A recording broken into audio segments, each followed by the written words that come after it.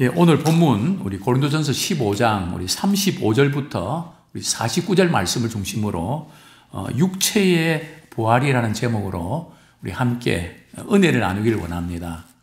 우리 하나님께서는 우리가 이 세상에 살아가는 데 적합하도록 우리 육체를 디자인하셨습니다.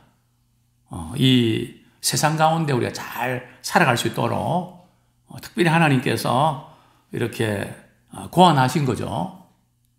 뿐만 아니라 우리가 천국에서 살 때는, 하늘에서 살 때는 우리 이 육신의 이 몸으로는 하늘에 속한 그 유업을 받을 수가 없습니다.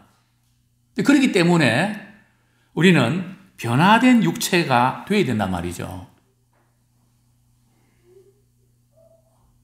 그래서 반드시 우리 변화된 육체가 되어야만 우리가 천국에 우리가 살아갈 수 있습니다.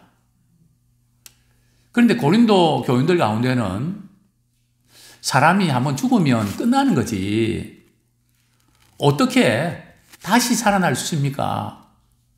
만약 다시 살아난다면 어떤 몸으로 오게 될 것입니까? 이 두 가지 질문을 던졌습니다. 사람이 어떻게 죽으면 끝나지 다시 살아날 수 있습니까? 그들은 헬라의 이원론에 빠져서 그 육체와 영혼을 자꾸 분리를 시킵니다. 그래서 육체는 나쁜 거고 영혼은 좋은 거고. 그러나 우리가 부활했을 때는 육체와 영혼이 같이 있습니다.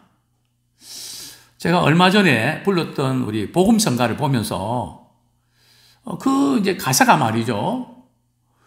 영혼이 이렇게 만나는, 그렇게 가사가 되어 있어서 이거 바꿔야 되는데 우리가 천국에 가서 영혼끼리 서로 대화하나요? 그렇지 않습니다. 물론 우리의 영혼과 육체가 우리 주님 다시 오실 때는 결합됩니다. 근데 어떤 분은 그런 이야기를 하거든요. 우리가 사람이 죽으면 땅속에 들어가서, 무덤에 들어가서 다 분해가 되는데 어떻게 예수님 다시 오실 때에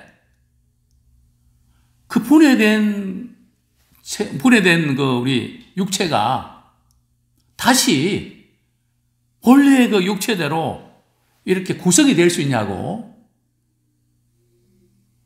그것은 우리가 창세기를 보면 어려운 문제가 아닙니다. 왜냐하면 하나님께서 인간을 만드실 때 뭘로 만드셨나요? 흙으로 만드셨거든요. 그리고 그 코에 생기를 불어넣으셨거든요. 그래서 생명이, 즉 산영이 됐다 성경 말씀하고 있습니다. 마찬가지로 우리가 죽었을 때 우리 흙으로 돌아가도 우리 하나님께서는 무에서 유를 만드셨는데 우리 인간의 형체 만드는 것은 어렵지 않습니다.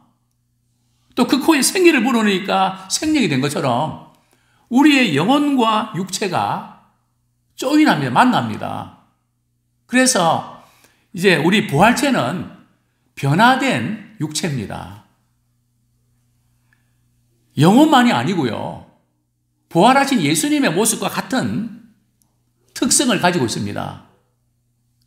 그런데 고린도 교인들은 이 부활을 받아들일 수가 없었습니다. 어떻게 죽은 사람이 다시 살아나고 어떠한 몸으로 오느냐, 두 가지 질문을 던지니까 바울이 고린도 교인들에게 이렇게 답변합니다. 36절부터 우리 38절까지 한번 같이 읽겠습니다. 시작. 어리석은 자요, 내가 뿌리는 씨가 죽지 않으면 살아나지 못하겠고 또 내가 뿌리는 것은 장래의 형체를 뿌리는 것이 아니요 다만 밀이나 다른 것에 알맹이 뿐이로되 하나님이 그 뜻대로 그에게 형체를 주시되 각 종자에게 형체를 주시느니라. 이게 좀 번역이 사실은 쏙 들어오지 않고 조금 어렵게 되어 있는데요. 이런 내용입니다. 죽은 자들이 어떻게 다시 살아날 수 있습니까? 첫 번째 질문. 두 번째 질문. 그러면 다시 살아난다면 어떠한 몸으로, 어떤 육체로 오게 됩니까? 이 질문에 대해서 바울은 고린도 교인들에게 야, 그 질문은 참 어리석은 질문이다. 그러면서 씨앗의 비유를 이렇게 설명하면서 이제 부활을 이렇게 이해하기 쉽도록 말씀하고 있습니다. 물론 씨앗과 우리 사람의 부활이 다르진 않는데요. 알아듣기 쉽게 한번 생각해 봐라. 우리가 씨를 뿌리면 어떻게 되죠? 씨가 땅에 떨어지면 이렇게 죽습니다. 그죠? 그리고 얼마 지나면 뭐가 나죠? 싹이 나고 줄기가 나고 때로는 열매를 맺죠. 그런데 심었을 때 그 씨앗과 나중에 열매 맺을 때, 꽃이 피고 열매 맺을 때의 형체가 같나요, 다르나요? 다르단 말이죠. 그것을 이제 이렇게 번역을 한 겁니다. 30절 보면 또 내가 뿌리는 것은 장래의 형체를 뿌리는 것이 아니요 다만 밀이나 다른 것의 알맹이 뿐이로되. 그죠? 우리가 씨앗을 이렇게 뿌릴 때 그 형체와 또 줄기나 열매가 생겼을 때의 그것이 모양이 다르다는 거죠. 이제 이것을 설명하면서 우리가 이 세상에서 살아갈 동안의 육체의 모습과 죽은 후에 부활의 모습은 다르다는 거죠. 그것을 씨앗의 비유로 설명하고 있는 겁니다. 그러면서 각기 하나님께서 형체를 다 주셨다는 거죠. 각 종자별로 형체를 다 주셨습니다. 그러면 39절에 보면 이 세상의 모든 육체가 다 같은 게 아니고 다양한데 하나는 사람의 육체고 또 다른 하나는 짐승의 육체고 또 다른 하나는 새의 육체고 다른 하나는 물고기의 육체다. 이렇게 육체가 각각 다른데 하나님이 만드신 이 최고의 육체는 바로 이제 사람의 육체고 또한 우리 부활할 때에 변화된 우리 육체입니다. 이것을 이렇게 설명하고 있단 말이죠. 그러면서 40절, 41절에 보면 하늘에 속한 형체도 있고 땅에 속한 형체도 있으니 자, 하늘에 속한 형체는 또 뭡니까? 뭘 지금 가리키고 있는 것이죠? 뭐 하늘에도 속한 무슨 형체가 있는 모양이죠. 그게 어떤 건가 하면 41절에 보면 1월 성신, 해와 달과 별, 그죠?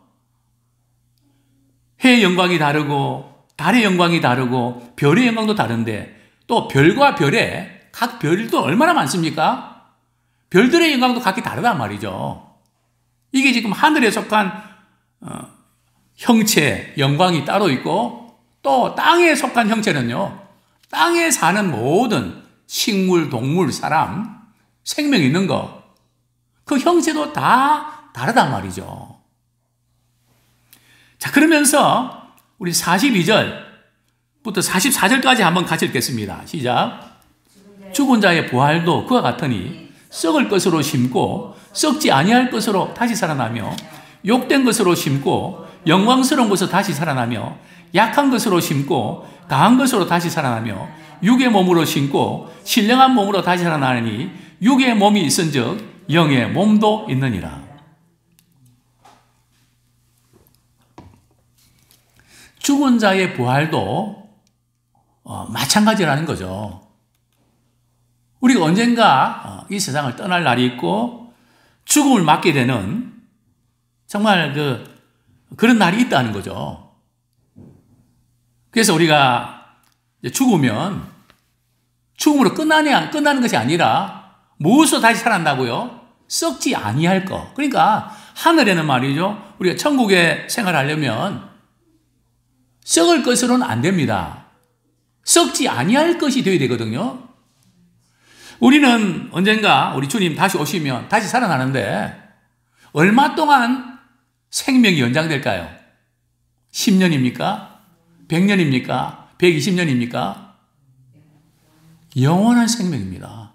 그러니까 우리가 참, 이 세상에 사는 동안에도 주 맞을 준비를 잘해야 됩니다. 왜냐하면 영원한 것으로 연결된단 말이죠. 순간의 선택이 10년이 아니고 영원과 연결된단 말이죠. 그래서 우리는 썩을 것을 심지만 주님 다시 오실 때 썩지 아니할 것으로 다시 살아난단 말이죠. 저는 그 다음에 그 본문 욕된 것으로 심고, 왜 우리의 육체가 욕된 것입니까? 부패하고 변질되기 쉽고 약하고 병들고 그렇지 않습니까? 그런데 욕된 것을 심지만 우리 영광스러운 것을 다시 살아나는 거죠. 비록 우리 육체가 약하고 실수도 많고 그렇지만 우리 이 세상에 사는 동안에 나의 손과 발과 눈과 귀와 나의 모든 것으로 우리 주님을 위해서 심을 때 나중에 어떻게 된다고요? 영광스러운 것으로 다시 살아나는 거죠. 참 이게 엄청난 것입니다. 그러니까 우리 이 세상에 사는 동안에 사랑하고 섬기고 주의 몸된 교회를 위해서 또 헌신하고 이런 모든 것이 뭐 사랑과 비교해서 그런 게 아니라 하나도 땅에 떨어지지 않고, 심지어 성경 말씀하고 있지 않습니까? 주님의 이름으로 물 한 잔 대접해도 결코 상을 잃지 않는다고 하셨습니다.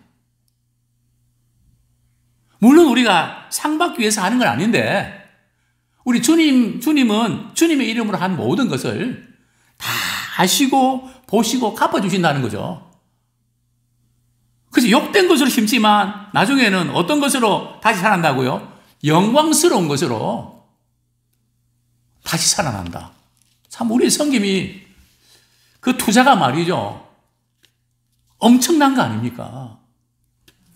또 성경은 말씀합니다. 약한 것으로 심고 강한 것으로 다시 살아나며. 참 우리가 이렇게 주님을 섬기다 어떤 때는 몸도 아프기도 하고 허리가 삐끗하기도 하고 참 약하지 않습니까? 근데 우리 약한 것을 심었는데 다시는 죽음이 없고 고통이 없는 강한 것으로 주님께서 다시 살아나게 하신단 말이죠. 계속해서 44절, 육의 몸으로 심고 신령한 몸으로 다시 살아나니. 현재 우리의 육체가 육의 몸인데, 그래서 우리는 이 세상 살면서 우리 때우는 거 아닙니다. 우리 멍하게 이렇게 살아서 뭐하나. 그게 아니고 이 세상에 사는 동안에 우리는 주님을 위해서 부지런히 심기 원합니다. 기도로 심고 물질로도 심고, 참 우리가 자녀 키우는 것도 심는 것입니다. 그 말 한마디 정말 주님께서 기뻐하시니 뭔가. 제가 며칠 전에 우리 예준이한테, 예준아, 할아버지가 예준이 위해서 늘 기도하는 게 있단다. 그게 뭔데요? 너희 친구들 있잖아. 학교 친구들. 그 친구들 예수 믿고 우리 교회 나가자고 한번 전도해봐. 우리 하나님께서 우리 예준이 그 도구를 하나님 써주실 거야. 그러면 하나님 너에게 지혜 주신다. 리더십도 주신다. 할아버지, 근데 친구들 가운데 교회 다니는 친구도 있는데요. 아니, 교회 다니는 친구들은 그 교회 잘 다니게 하면 되고 안 다니는 친구도 있잖아. 한번 해볼래? 그리고 헤어졌습니다.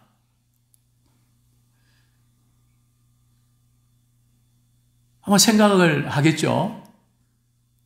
그리고 저는 기도합니다. 하나님, 우리 예준이 친구들 통해서 그 부모들도 전도되게 해주십시오. 그 부모들도 구원받게 해주십시오.